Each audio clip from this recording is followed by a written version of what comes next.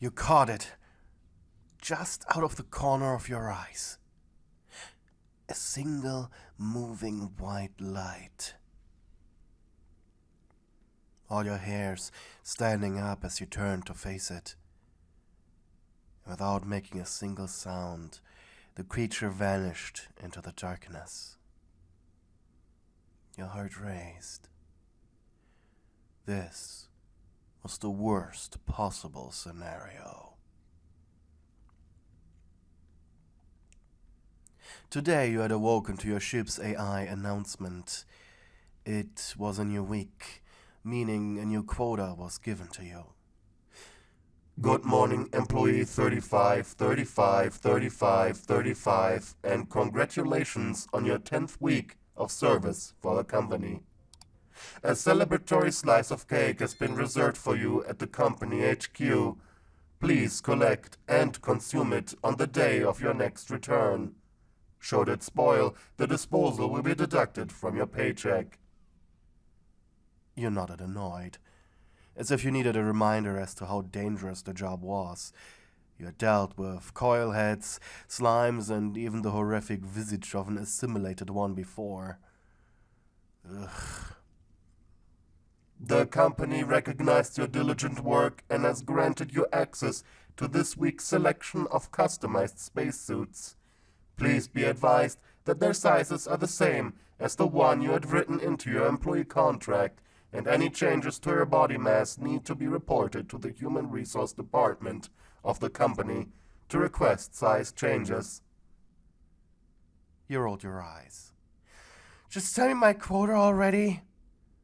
The thing too often would just talk and talk and talk. Your quota for this week is 360 credits. You sighed, dejected. That's 30 credits more than last week. What the hell did you do wrong to deserve that? Please be advised that during the Earth months of November, December, and January, the alien species known as Bracken, more commonly referred to as flowermen, is experiencing mating season. Any female employees are advised to immediately evacuate buildings with Brackens present, as female members of the species will recognize you as a potential mating rival. Additionally, reports of Bracken kidnappings towards female employees have increased drastically as well.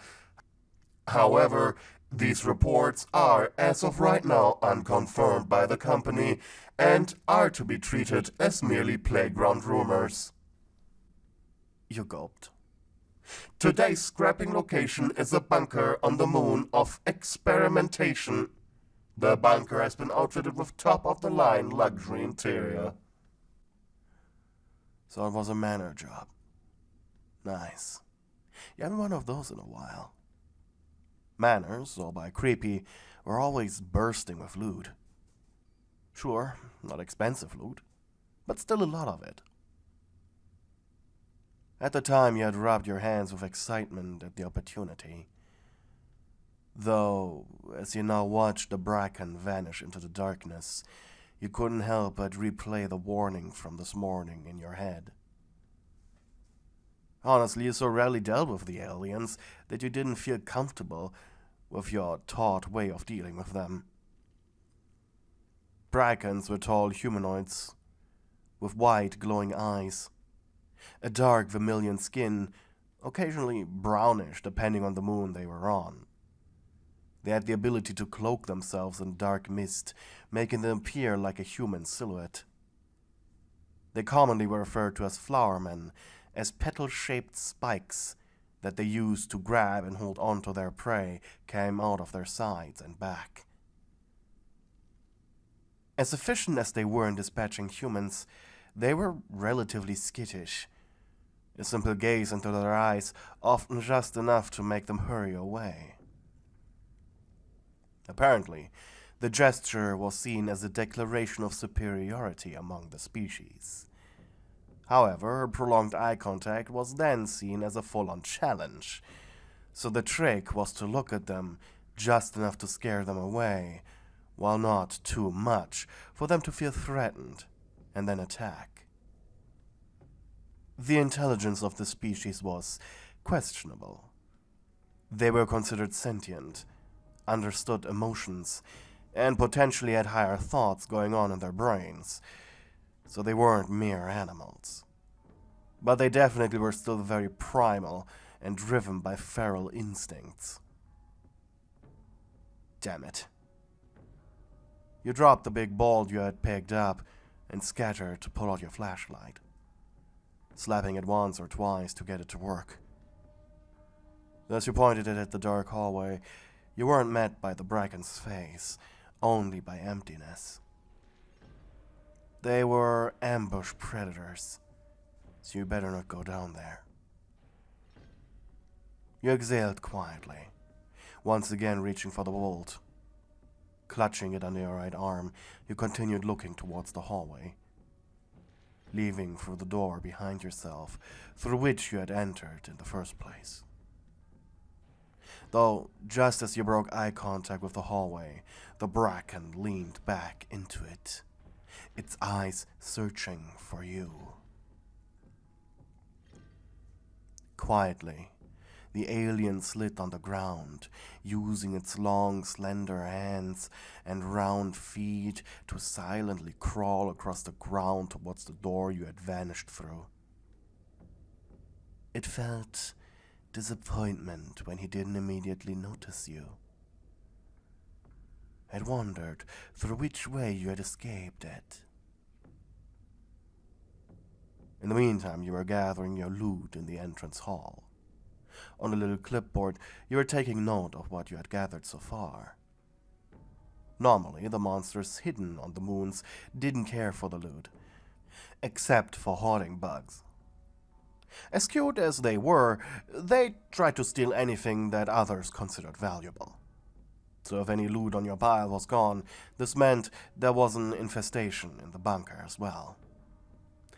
Though, everything seemed to be in order. You had a nice little pile, but maybe just a bit more would do the trick.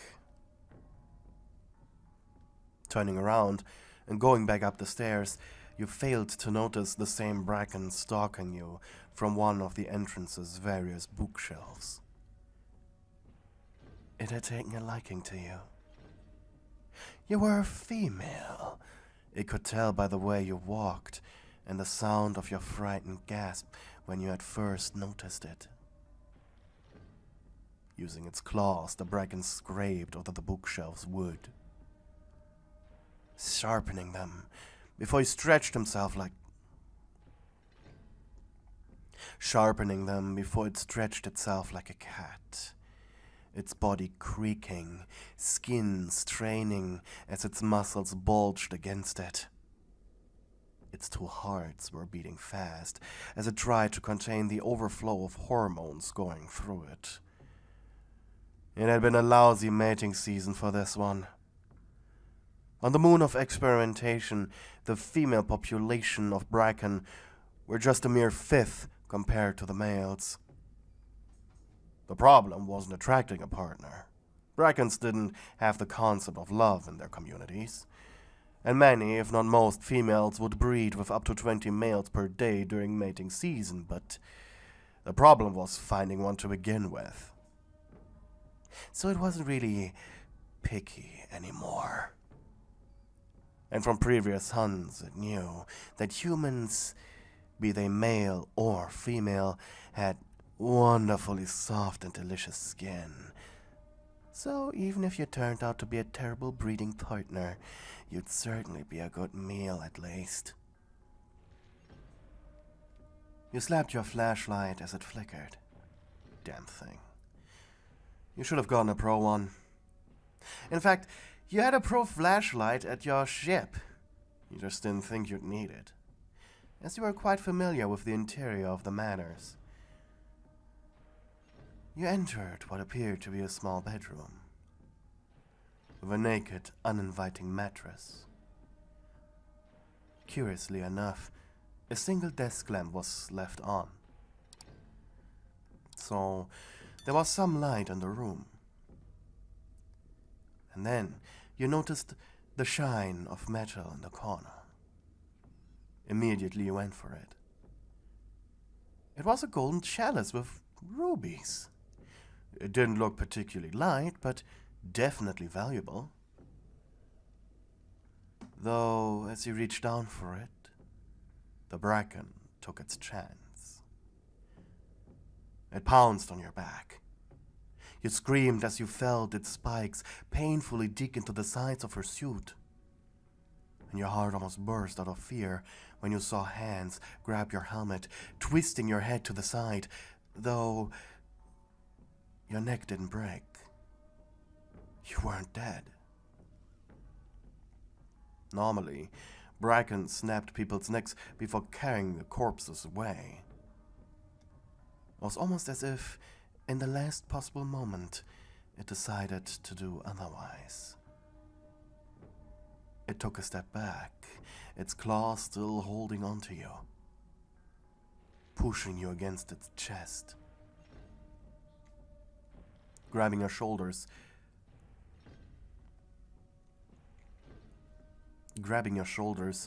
it forced you closer to him. The spikes now creating a cage around your chest, before it began crawling away on all fours. You were breathing heavily, panicking, the glass of your visor clouding with condensation as you were dragged along the ground. The thing's petals had penetrated your suit. Thankfully, the facility's life support was still functional, so at the very least, if the Bracken removed your helmet, you'd be able to breathe. If you survived, you could probably run to your ship by holding your nose and mouth shut. The alien stopped in the dark corner of the ground floor. The walls were decorated by stained glass windows, which were artificially illuminated. They depicted an idyllic outside scene, and they were the only source of light in the room. The Bracken had carelessly dropped you on the ground before scurrying away, only its eyes being visible. On shaking legs, you managed to stand up. Staring at the Bracken's eyes didn't lead to any reaction. It knew it had the upper hand. It knew you were as good as dead. It most likely saw through your attempts at intimidation. So that was it then. With your only way of fighting this thing gone. You looked down at yourself. Your suit was torn at multiple places, especially around your hips, where blood was spewing from small wounds caused by its vicious claws. They weren't deep. They looked more dangerous than they actually were. Looking around, you noticed a pile of chewed, clean bones in the right corner, and discarded, torn spacesuits in the other. Dried bloodstains covered the floor and walls and even ceiling. And that's when you realized the alien had dragged you into its nest. Though the fact that you were still alive implied far, far worse possibilities. Doing your best to prevent hyperventilating, you stared at the Bracken, back to the door leading into the room, and then back to the alien. It didn't move. It was probably thinking. Its eyes staring at you, not blinking even once. It took your mind only 70 seconds to break, just enough to make you desperately sprint towards the door. Of course, there was no way for you to escape. You were a mere meter away from the door when the heavy weight of the Bracken returned to your back. But this time it was different. It wasn't trying to hurt you. Or at least, that's what it thought. It wasn't digging its claws into you. It simply forced you to the ground with its strength. You grunted as air was pressed out of your lungs painfully. The Bracken lifted itself from you, its foot firmly planted on your hip, pushing you down onto the ground.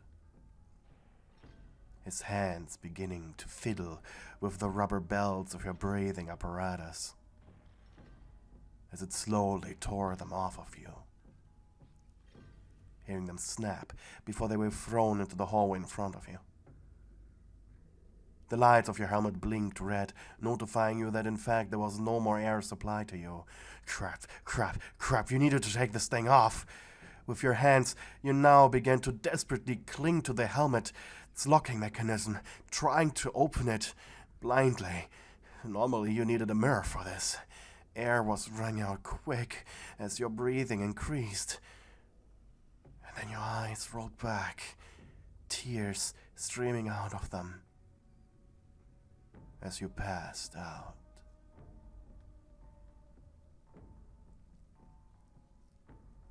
The air smelled putrid, like death and decay and dust.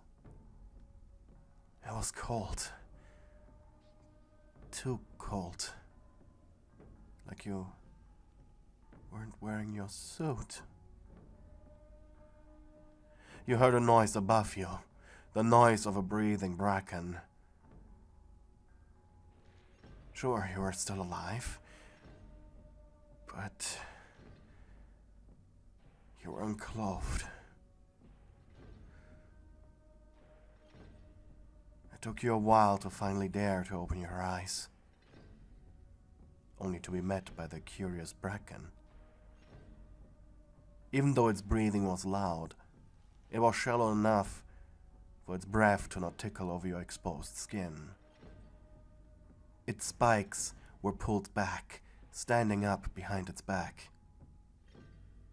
Using its hands as support, it was crouched over you, its right eye twitching slightly when your eyes met. The Bracken's right hand grabbed you by the chin, while its left hand grabbed your chest aggressively. Female Bracken's mounds weren't as big as yours. It was a nice feeling. It was warm and soft. The Bracken could get used to that. Its fingers dug into your cheek, squeezing, puckering your lips. Through the opening of your mouth, it inserted a finger. The Bracken's skin was dry and tasted quite salty, its sharp fingernails scratching over your teeth, giving you goosebumps. Pushing further, it forced your mouth open. Curiously, the thing inspected your mouth. The Bracken was fascinated by human mouths. They were so small, teeth so dull and brittle, and wet, so wet. The Bracken needed to be careful to not break you too quickly. Finally, it revealed its own mouth by flashing its sharp teeth. You'd never seen a Bracken's mouth before. The fact they didn't have lips meant that when it was closed,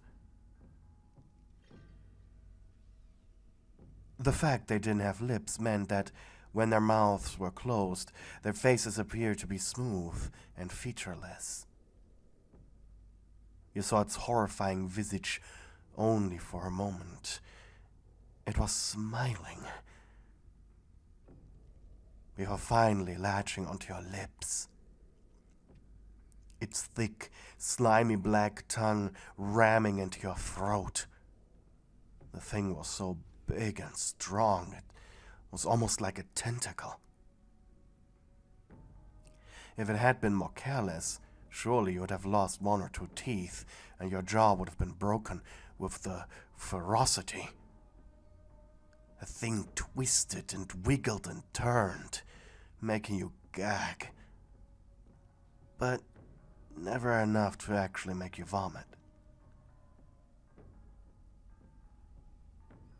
It seemed to enjoy the sweet taste of your salvia, and considering the bitter taste of its own, maybe this was mutual of Bracken females. Either way, It liking it so much wasn't good for you. As now, the Bracken felt exhilarated. He'd need to do this with humans more often. The alien's hands pushed under your back as it pushed you into its dangerous embrace. Its petals digging into your back, just enough to cause pain, but not enough to penetrate the skin. And then you felt something prod at your groin. You gagged and sobbed as you're finally taken as the Bracken's breeding partner. Thank you to the people who are supporting me on Ko-fi. You guys are keeping me alive. Special thanks to AJ Anime Girl 85 and Hopeful for being my first channel members. Thank you for being darlings.